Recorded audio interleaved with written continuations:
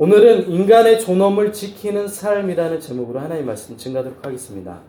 매 교수 신문은 설문조사를 통해 올해의 사자성어를 뽑습니다. 교수 1315명을 대상으로 실시한 조사에서 올해의 사자성어가 뭐로 뽑혔을까요? 올해의 사자성어 견리망의. 네. 볼견자, 이로울 이자, 잊을망, 오를리. 직역하면 이로움을 보자마자 의로움을 잊다. 이로움을 보자마자 의로움을 잊다. 눈앞의 이익에 사로잡혀 소중한 정의를 저버리는 행동을 말합니다. 올해 교수들이 우리 사회를 보면서 진단한 내용이에요. 어때요? 여러분 동의가 되나요? 여러분도 그렇게 느껴져요? 네. 눈앞에 보이는 이익에 사로잡혀 의로움을 저버린 세상이라고 한탄하고 있는 것입니다. 1939년 9월 1일 독일이 폴란드를 침략하면서 제2차 세계대전이 시작됐어요. 1차 세계대전의 패전국 독일은 전범국가로 막대한 전쟁 배상금을 물어야 했습니다. 전쟁을 일으킨 나라이기 때문에 전쟁 배상금을 막대하게 물었거든요. 이 일로 독일 경제가 아주 주저앉아 버렸습니다. 이때 등장한 사람이 누구냐면 전쟁광 히틀러라는 사람이에요. 히틀러 아시죠? 네. 히틀러는 독일 경제의 어려운 책임을 사회주의자와 유대인들에게 돌렸습니다. 그리고 이 위기를 극복할 사람은 오직 나, 누구예요? 히틀러뿐이라고. 네. 연설했어요. 미친 사람이죠. 독일 시민들은 눈앞에 보이는 이익에 눈이 멀어 히틀러가 극우의 사람이고 전쟁광이라는 것을 알고 있었어요. 하지만 뭐가 달려있어요? 경제가 달려있으니까 히틀러의 나치당을 제1당으로 뽑아줘요. 우리로 얘기하면 극우 정당을 다 몰아주는 거야. 그러면 나라가 어떻게 되겠어요? 극우 성향의 정치인만 있으면 아주 배제와 혐오 이런 방향으로 사회가 가겠죠. 히틀러의 나치당이 제1당으로 되었고 유럽의 비극은 여기서부터 시작됩니다. 물론 히틀러의 극우적이고 파시적인 위험함을 알고 깨어 있었던 독일 시민들이 있었어요. 그리고 그 반대했던 가장 대표적인 사람이 바로 보네퍼 목사님이에요. 들어보셨나요? 보네퍼 목사님. 하지만 합법적인 방법으로 수상이 된 히틀러는 의회를 해산했고 형식상 만든 자신의 의회를 통해 국가 원수이자 총사령관이 됩니다.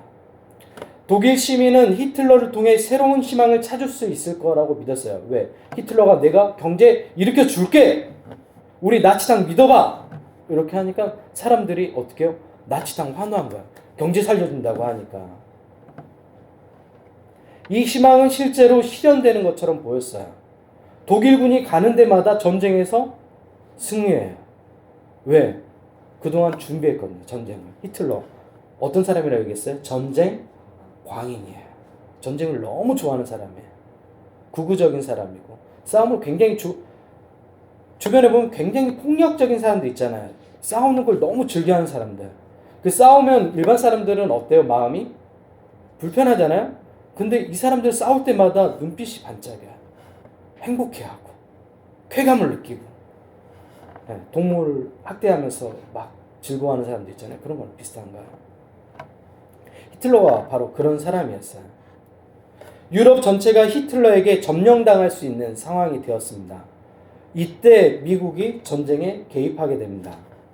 미국의 참전으로 전쟁은 새로운 국면을 맞이하게 되고 1945년 5월 7일 독일의 무조건 항복을 선언하고 전쟁에서 독일은 패하게 됩니다. 히틀러와 나치당 그리고 독일 시민들의 희망을 품고 시작한 전쟁은 6년 동안 얼마가 죽었을까요? 얼만큼의 사람이 죽었을까요? 5,500만 명이 죽었어요. 쉽게 말하면 대한민국 인구가 전체가 다 죽은 거예요. 그것보다 많은 숫자가 죽은 거예요. 누가 바라봤던 어리석은 희망 때문에 이렇게 많은 사람이 죽었어요? 독일 국민이 바라봤던 히틀러와 함께 꿈꿨던 희망, 세계 정복을 하려고 했던 어리석은 야망 때문에 이렇게 많은 사람이 죽었던 거예요. 생각해 보세요. 서울부터 부산까지 모든 사람이 다 죽었다고 생각해 보세요. 그 전쟁으로 이렇게 많은 사람이 죽었습니다. 타락한 인간의 희망이란 이처럼 무모하고 잔인합니다. 전쟁 당시 아우슈비츠 수용소에서 살아남은 정신과 의사 빅터 프랭클이 쓴 죽음의 수용소에서라는 책이 이 참혹한 전쟁의 실상을 자세히 기록하고 있습니다. 대량 학살이 자행했던 수용소에서 가장 힘든 것은 인간의 존엄성을 포기하는 사람을 마주하는 거예요. 포로로 잡혀있는 게 가장 힘든 게 아니라 그 포로로 잡혀져 있는 그 상황 안에서 인간의 존엄성을 포기해버린 사람들을 보는 게 가장 힘들었다고 고백해요. 빅터 프랭클은 정신과 의사였어요. 독일의 나치 대원들은 수감자 중에 한 사람을 카포로 세워요. 그러니까 잡혀온 이제 포로 중에 한 사람을 카포로 세우고 그 카포를 통해서 잡혀온 사람들을 통제하는 거야. 근데 이 카포로 뽑힌 사람이 나치보다 더 잔인하게 같은 수감자들을 억압해요. 폭력을 행사하고 더 나서가지고 마치 우리나라가 일제의 나라가 빼앗겼을 때 친일했던 사람들 있죠. 앞장서가지고 우리나라 백성을 더 못살게 굴었던 그런 사람들 있잖아요. 친일파들.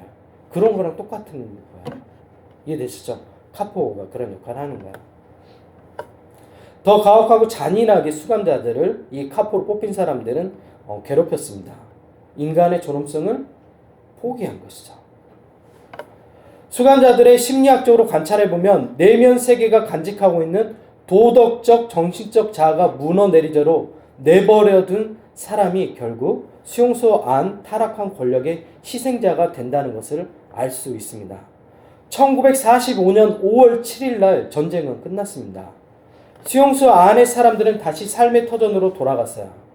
이때 인간의 존엄성을 포기한 사람들은 정상적인 삶이 가능할까요? 불가능하죠. 왜? 자기가 저질렀던 행동이 있잖아요. 같이 잡혀왔던 자기 유대인들을 자기가 카포가 되어가지고 더 짓밟고 그 안에서 그 사람들을 고발해서 가스실로 보내고 죽게 만들고 했단 말이에요. 정상적인 삶이 불가능해지는 거야. 왜? 인간의 존엄을 포기해버렸잖아요.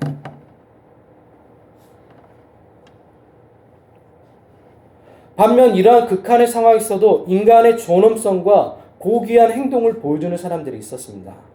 빅터 프랭클은 이런 상황에도 남을 배려하고 배급이 아주 조금 되었거든요. 빵 조금 주는데 자기도 배고픈데 굶고 있는 사람에게 오히려 그 빵을 나눠주는 사람의 모습을 보는 거예요. 그런 상황에서.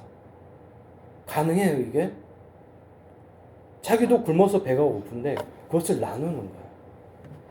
근데 그런 사람들이 존재하는 거예요. 인간의 존엄성과 고귀한 행동을 보여주는 사람들이 있었다고 말합니다. 빅터 프랭클은 이런 상황에서 남을 배려하는 사람들을 통해서 진흙탕 속에 피어난 연꽃처럼 보이는 그런 아름다운 영혼을 봤다고 이야기합니다. 수용소에서 이 모든 것을 지켜봤던 정신과 의사 빅터 프랭클은 말합니다. 나는 살아있는 인간 실험실이자 실험장이었던 강제 수용소에서 어떤 사람들이 성자처럼 행동할 때 또 다른 사람들은 돼지처럼 행동하는 것을 보았다. 사람의 내면에는 두 개의 잠재력을 가지고 있다. 그중 어떤 것을 선택할지 전적으로 본인의 뭐에 달려있어요? 의지에 달려있다. 오늘 우리가 읽은 시편은 총 150편으로 되어 있습니다. 시편은 다윗과 솔로몬 때 본격적으로 예배 찬송으로 만들어졌어요. 이후 바벨론 포로 시기에 기존의 시편들이 다 모아져 가지고 현재의 모습을 갖췄습니다. 시편 전체 결론이 시편 1편과 2편에 나와 있어요. 시편은 총 150편으로 되어 있거든요. 그 결론이 어디에 나와 있다고요? 시편 1편과 2편에 나와 있습니다. 시편 150편은 할렐루야로 끝나고 시편 1편과 2편은 복 있는 사람은 말씀을 주야로 묵상하는 사람이라고 말합니다. 복 있는 사람이 어떤 사람이라고요? 말씀을 밤낮으로 묵상, 깊이 생각하는 사람이라고 이야기합니다. 묵상은 큐티, 영성훈련, 렉시오 디비나 같은 기독교 영성을 말합니다. 쉽게 말해 말씀을 내면화해 삶으로 살아내는 것이 바로 묵상인 거예요. 말씀으로 사는 삶으로 시작해 할렐루야의 찬양까지 도달하면 치열하게 살아내야 하는 시편 3편부터 몇 장까지가 있어요? 149편까지가 필요한 거예요. 그게 삶으로 살아내야 돼요. 왜? 150편이 할렐루야로 끝나잖아요. 그 할렐루야까지 도달하기 위해서는 치열하게 살아야 되는 이 삶이 있어야 하는 겁니다. 오늘 본문은 그 치열한 삶을 다루고 있습니다. 본문은 바벨론 포로에서 돌아오는 기쁨을 우리에게 들려줍니다. 이 모든 일은 누가 이루신 일이냐면 하나님께서 이루신 일입니다. 바로 바벨론 포로 70년이라는 긴 시간이 하나님의 약속한 때에 이루어진 것이에요. 바벨론 포로가 끝나지 않을 거라고 생각했어요. 독일 포로 수용소에서 독일군의 그 포로로 잡혀있는 그 시간이 끝나지 않을 거라고 생각했어요. 하지만 어김없이 하나님의 시간은 찾아옵니다. 언제요? 하나님이 계획한 그 가장 완벽한 때, 바벨론으로부터 70년이라는 시간이 끝나고 포로로 돌아오는 그 기쁨을 오늘 이 시편은 노래하고 있습니다. 70년이라는 긴 시간, 많은 사람들이 타협하며 무너져 내렸습니다. 기독교인의 싸움은 성공하느냐 실패하느냐의 싸움이 아니에요. 뭐라고요? 우리의 싸움은 성공하느냐 실패하느냐의 싸움이 아니에요. 그러면 우리의 싸움은 어떤 싸움이에요? 하나님은 우리가 성공하는데 관심이 전혀 없어요. 우리 영민 집사 성공해야 돼? 하나님은 그러지 않아요. 하나님은 이성진 성공해야 돼? 그러지 않아요. 하나님은 우리가 인간의 존엄을 지키면서 사는 것에 관심이 있습니다. 하나님이 만드신 그 사람다움을 지키며 사는 것에 하나님은 관심이 있어요. 하지만 사람들은 성공에 관심이 많죠. 주변에서 간증하는 내용들 다 어떤 내용들이에요? 여러 군데에서 나오잖아요. 간증 프로그램들 나오잖아요. 간증하는 사람들 다 어떤 내용 하죠? 자기가 실패했다가 하나님을 통해 성공한 내용을 얘기해요. 성공한 노하우를 얘기해요. 내가 이렇게 실패했었는데 하나님이 도와가지고 이렇게 성공했다? 나 봐라? 너 괜찮지? 나 너희들보다 조금 더 나은 사람이야? 나 이런 사람이야? 아니, 내가 그런 게 아니라 간증 프로그램에서 나온 사람들 얘기하잖아요. 여러분도 그런 내용들을 좋아하잖아요. 성공, 신화 이런 거 좋아하잖아요. 하지만 하나님은 그런데 전혀 관심이 없어요. 놀랍게도. 오늘 본문 5절입니다. 눈물을 흘리며 씨를 뿌리는 자는 기쁨으로 거두리로다. 울며 씨를 뿌리러 나가는 자는 반드시 기쁨으로 그 곡식단을 가지고 돌아오리로다.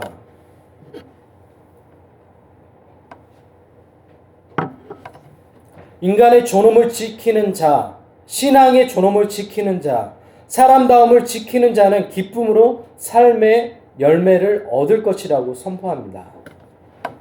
하나님은 우리가 삶의 자리에서 성공하기를 원하지 않으세요. 우리가 눈물로 씨를 뿌리기를 원합니다. 울며 씨를 뿌리기를 원합니다. 하나님은 여러분이 성공하는데 전혀 관심이 없으세요. 하나님은 우리가 주어진 삶을 인간의 존엄성을 가지고 살아가길 원하시는 거예요. 지난주 주변에서 들려오는 소식들이 온통 제 영혼을 혼탁하게 만들었어요.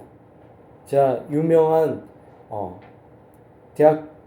신학대학 교수면서 설교가 K 목사의 그 불륜에 대해서 이야기했죠. 교회 권사님하고 그런 불륜을 저질렀었는데 이걸 또 어떻게 발견하게 됐냐면 또 다른 분이 이 목사님에게 개인적인 헌금을 했던 것 같아요. 이 목사님이 운영하는 어떤 프로젝트에 3천만 원 정도를.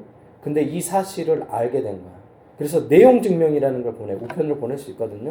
그래서 헌금을 다시 돌려달라고. 네.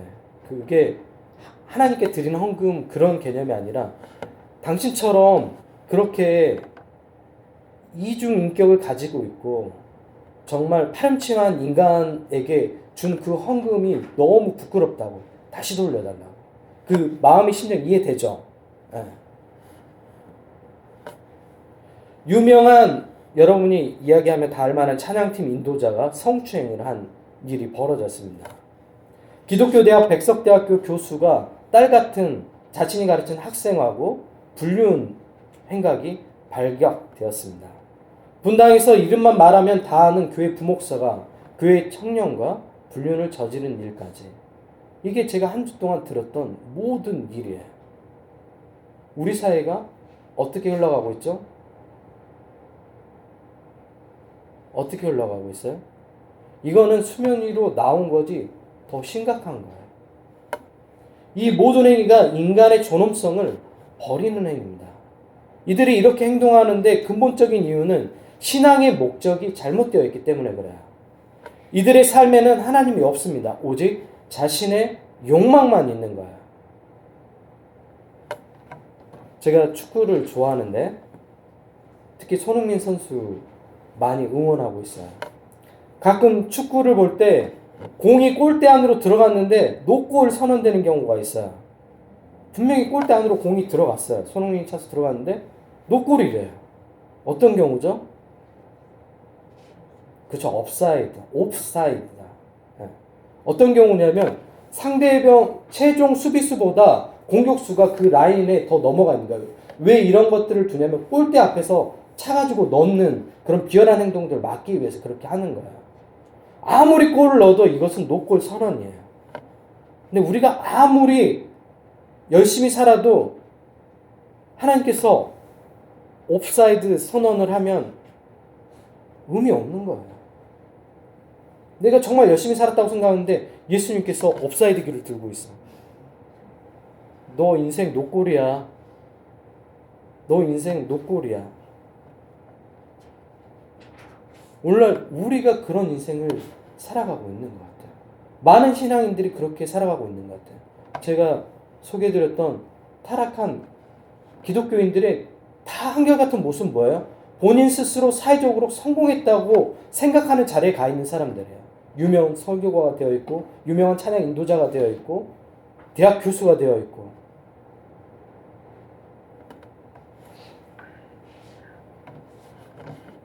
우리의 인생도 마찬가지예요. 하나님께서 우리에게 옵사이드를 선언하시면 우리의 인생은 의미가 없는 것입니다. 내가 스스로 아무리 잘 살았다고 생각해도 하나님이 인정하시지 않으면 무슨 의미가 있겠어요? 하지만 이와 반대로 눈물을 흘리는 인생이 있어요. 우리가 볼 때도 정말 어떻게 저렇게 남루하게 살아갈 수 있을까? 어떻게 저렇게 힘들게 살아갈 수 있을까? 하는 성도들이 있습니다.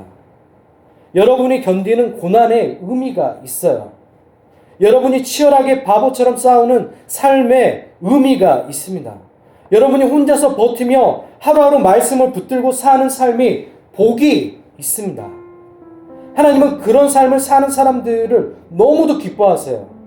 여러분이 울면서 씨를 뿌리고 있는 그 삶을 너무도 기뻐하신다고요. 남들이 볼 때 어리석어 보이는 삶처럼 보이죠. 근데 하나님은 너무 기뻐하세요.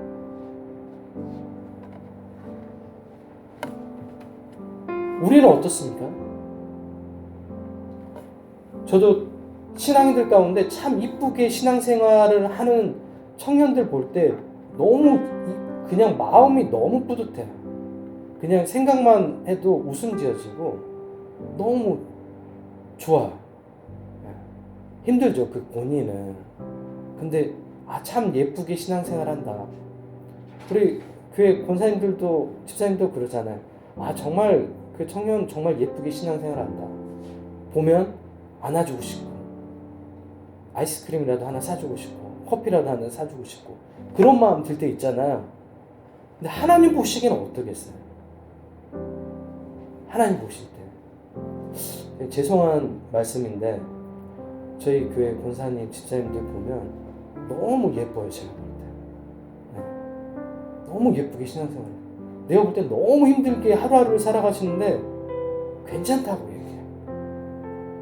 내가 안 괜찮은데 보는 내가 하루하루 너무 어떻게 저렇게 힘들게 삶을 살아가지? 또 하나님을 위해서 저렇게 살아가려고 발버둥 치는 모습 보면, 제가 동생인데 누님들이잖아요. 귀여워.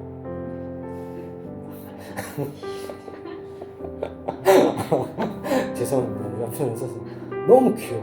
너무 예쁘고. 진짜 깜찍해요.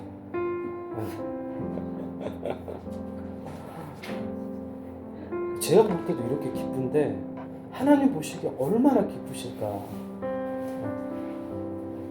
여러분이 힘들게 하루하루 말씀대로 살아가면서 흐리는 눈물, 씨를 뿌리는 거 의미가 있어요.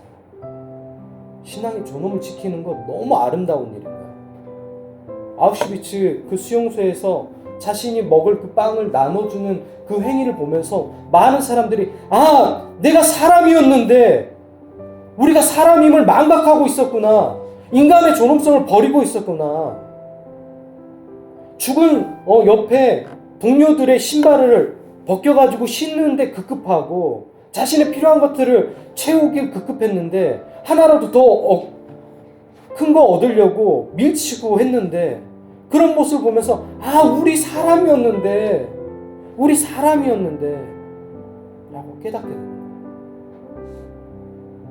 오늘날 이 시대에 우리를 보면서 우리 신앙인이잖아. 우리는 그렇게 살면 안 되는 사람들이잖아. 다른 사람도 어떻게 살든 그 한 사람 보면서 신앙인의 모습이 저런 건데 나도 저랬을 때가 있었는데 그 고귀함, 그 존귀함들 그런 것들 다 잃어버렸어. 저도 마찬가지죠.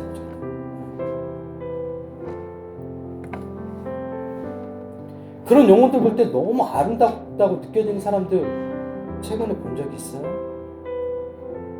별로 없죠. 근데 우리 교회는 많죠. 제가 봐도 평균적으로 많아요. 우리 예원이나 아주 집사님들이랑 원사님들이 다 너무 예쁘다. 너무 빛나. 본인만 몰라. 성진이랑 그런 얘기를 했죠. 참 어떻게 저런 사춘기에 중학교 2학년이 있을까. 복이다. 제가 성진이 봤을 때 느낌이 그랬거든요. 제가 30대 때 성진이 가르쳤을 때 그런 느낌이 있어요. 제가 지금 이제 목사 안수 받은 지는 10년이 되는 거고 사역을 시작한 데는 20년이 됐는데 제가 20년 전에 설교했던 모습들부터 쭉 2005년부터 쭉 변천사를 올려놨잖아요. 저희 교회 유튜브에. 제가 보면서 대견하더라고요. 20대 유병처럼. 어떻게 20대 때 저런 말을 하고 저렇게 바르게 살아가려고 했을까. 참 대견하다. 30대 유병처 보니까 여전해. 안 변하고. 대단하다. 40대 유병철 여전해요? 네. 근데 변한 게 있죠. 외모가 변했죠. 점점 추악해져가고. 점점 그래도 외모가 중요한 게 아니에요. 마음이 중요한 마음이. 눈물을 흘리며 씨를 뿌리는 성도들을 향해 예수님이 말씀합니다. 기쁨으로 거둘 거야. 울며 씨를 뿌리러 나가는 여러분에게 말씀합니다. 반드시 기쁨으로 그 곡신의 날을 가지고 돌아올 거야. 여러분 스스로가 당하고 있는 고난, 어려움들을 의미 없다고 생각해버리면 안 돼요. 그 고난, 의미가 있어요. 고귀하고 순결한 하나님 보시기엔 너무 아름다운 모습입니다. 그 모습을 계속 가지고 살아가십시오. 그 일을 통해 열매 맺는 날들이 있을 겁니다. 그리고 그 일에 제가 증인이 되려고 합니다. 이 시간 같이 기도할까요?